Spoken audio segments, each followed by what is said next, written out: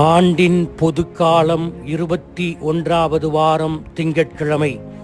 நற்செய்தி பகுதி மத்தேயு பிரிவு 23, அருள்வாக்குகள் 13 தொடக்கம் 22 வரை. கடவுள் உன்மீது கோபப்படுவார், கடவுள் உன் கண்ணை குத்திவிடுவார் என்று குறும்புக்கார குழந்தைகளிடம் கோபமடையும் பெற்றோர்கள் அடிக்கடி பயன்படுத்தும் வார்த்தைகள் இவை. தன் பேச்சை கேட்காத தன் குழந்தையை நெறிப்படுத்துகின்ற பணியில் பெற்றோர் எதிர்கொள்ளும் அழுத்தத்தால் வெளிப்படுகின்ற வார்த்தைகளாக இருந்தாலும் காலப்போக்கில் இது அந்த குழந்தையின் மனதில் இயேசுவை பற்றிய தவறான பிம்பத்தை மனதில் பதிய வைக்க அதிக வாய்ப்புகள் உள்ளன. இன்றைய நற்செய்தியில் இயேசு கோபமாக இருப்பதாக தெரிகிறது.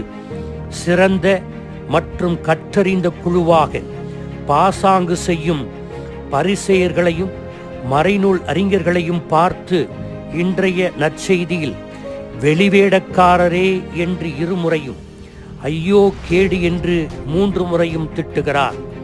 சாமானிய மக்களை இறையாட்சியை அடைய ஊக்கப்படுத்துவதற்கு பதிலாக தங்களுடைய மேலோட்டமான ஆன்மீக வாழ்வால் சட்ட நெறி ஒழுக்கம் இவற்றில் அதீத கவனம் வெளிவேடம் காரணமாக விண்ணக வாழ்வை பூட்டி வைக்கின்றனர் என்று இயேசு அவர்களை பார்த்து சாடுகிறார். உண்மையில் இயேசுவின் கடுமையான வார்த்தைகள் நமக்கு அதிர்ச்சியை தருகிறது. எனவே தங்கள் குழந்தைகளின் மேல் கோபப்படுகின்ற பெற்றோர் உதிர்க்கின்ற வார்த்தைகளை நாம் நியாயப்படுத்த முடியுமா? நிச்சயமாக நியாயப்படுத்த முடியாது. இயேசுவின் கோபம் குழந்தைகள் மேல் வெளிப்பட்டது அல்ல, வளர்ந்த பெரியவர்கள் மேல் வெளிப்பட்டது. அவர்களை கண்டிக்கிறார். சமயத்தை தன் சுய லாபத்திற்காக பயன்படுத்தும் வெளிவேடக்கார நயவஞ்சகர்களையே கண்டிக்கிறார் இயேசு. தங்களிடம் ஒப்படைக்கப்பட்ட மக்களின் ஆன்மீக நலனில் அக்கறை செலுத்துவதற்கு பதிலாக தங்கள் நலனை பூர்த்தி செய்வதிலேயே அக்கறை காட்டுகிறார்கள். வேறு வார்த்தைகளில் சொல்ல வேண்டுமென்றால், ஆண்டவர் இன்றைய நற்செய்தியில் மறைநூல் வல்லுநர்கள் பரிசேயர்கள் வெளிவேடத்தை தவிர்க்க வேண்டும் என்று நமக்கு கற்றுத்தருகிறார். நாம் தினந்தோறும் கோவிலுக்கு செல்லும் பழக்கத்தை கொண்டிருந்தாலும், ஞாயிறு தோறும் கோவிலுக்கு செல்லும் பக்தியுள்ள கத்தோலிக்கர்களாக இருந்தாலும், ஒப்புரவு அருட்சாதனத்தை தவறாமல் பெற்றுக்கொண்டாலும், நன்கொடையை அதிகமாக கொடுத்தாலும், பங்கின் பல அமைப்புகளில் மிகப்பெரிய பொறுப்புகளில் இருந்தாலும், இவற்றையெல்லாம் நம் சுயநலத்திற்காக மட்டும் செய்து வெளிப்புறத்தில் மட்டும் நல்லவர்களாக நடித்து வெளிப்புற சடங்கை நிறைவேற்றும் வாழ்வு அர்த்தமற்றது என்று இயேசு கூறுகிறார். இயேசு மறைநூல் அறிஞர்களையும் பரிசேயர்களையும் வெளிவேடக்காரர், ஹிப்போக்ரட் என்று கூறுகிறார். ஹிப்போக்ரட்டாய் என்ற கிரேக்க வார்த்தைக்கு திரைத்துறையில் பயன்படுத்துகின்ற ஒரு வார்த்தை. ஹிப்போக்ரட்டாய் என்ற கிரேக்க வார்த்தைக்கு நடிகர் என்பது பொருள்.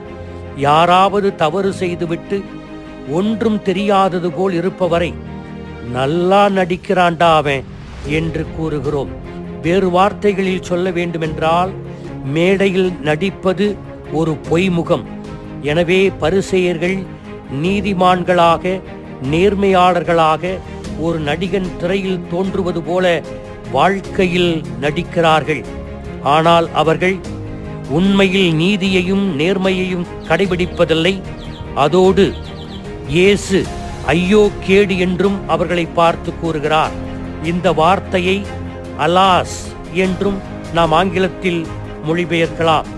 இந்த வார்த்தையை அந்தோ, அச்சச்சோ என்று தமிழில் மொழிபெயர்க்கலாம்.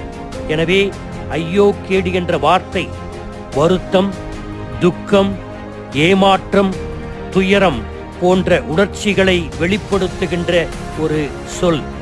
எனவே இந்த வார்த்தை கோபத்தின் வெளிப்பாடாக, துயரத்தின் வெளிப்பாடாக, பரிதாபத்தின் வெளிப்பாடாக இயேசுவிலிருந்து வெளிப்படுகிறது.